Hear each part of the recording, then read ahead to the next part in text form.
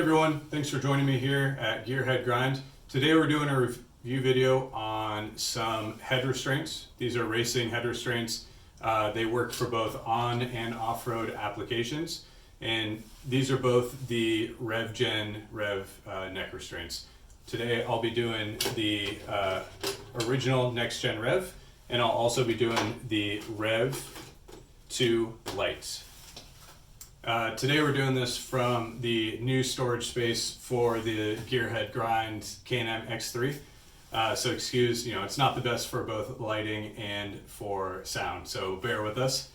Also, you may notice a tarp in the background. We haven't received the garage door yet, so work in progress. So let's start off with a comparison between them. They are very similar devices. I think the price point is only $70 difference between them or so. The Rev 2 Lite is just a little bit more refined version, in my opinion, slightly lighter, but there are a few key differences that I'll make sure to highlight here. Both of them have the same little two-prong straps that fit into their proprietary quick release helmet system. So both of them come with the same hardware and the tools to install them on your helmets. So any helmet with the built-in threaded inserts, these will work perfectly on. And so it comes with everything. It comes with the little pins and everything to do the quick release, and even the little red pull tabs. So that way when you're wearing gloves, you can easily find those, pull on them, and get that head restraint off. So those are the similarities. They have a very similar overall profile and design as well. And you can get these in a variety of sizes. So these ones are both the medium size. I may be a tall guy, but I'm not overly big. So these ones fit pretty well with my neck size. So if you check out their website, the Necksgen site, or any retailer, they're going to tell you how to price or how to size those. And, basically just measure the diameter of your neck and call it good. So let's go over a few differences here. So the original Rev product has a little bit of a different design here. It's basically just missing the red print of the Necksgen, but overall pretty similar design in the padding and how it sits. Of course, very similar design in how it sits on your shoulders as well.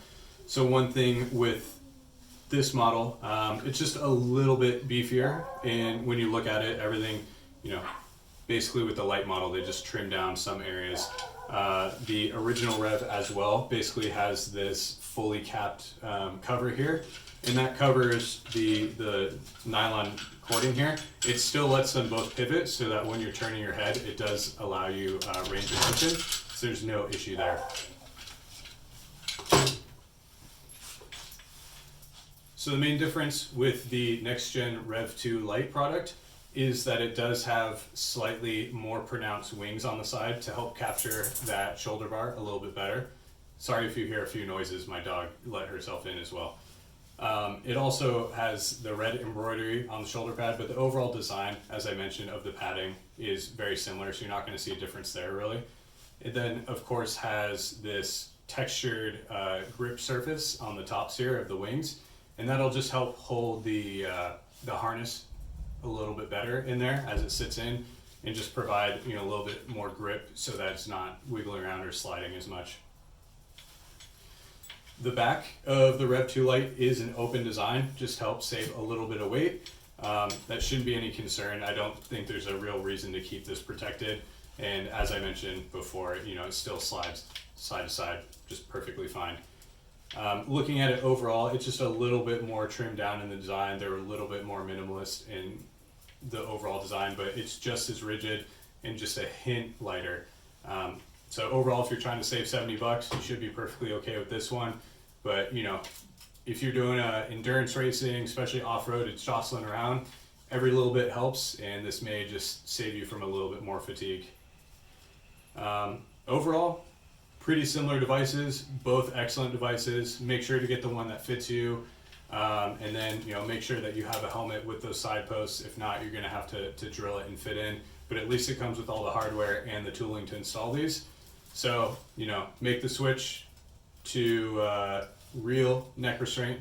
Don't run the little donut around your neck anymore. If you get in a crash, you're going to thank yourself for running some really good quality head restraints. These are very lightweight. You probably won't even notice they're there. Hopefully this review helped you out. If you're checking out two awesome Necksgen products, feel free to come back for more videos and more reviews, and thanks for checking out Gearhead Grind. Take care.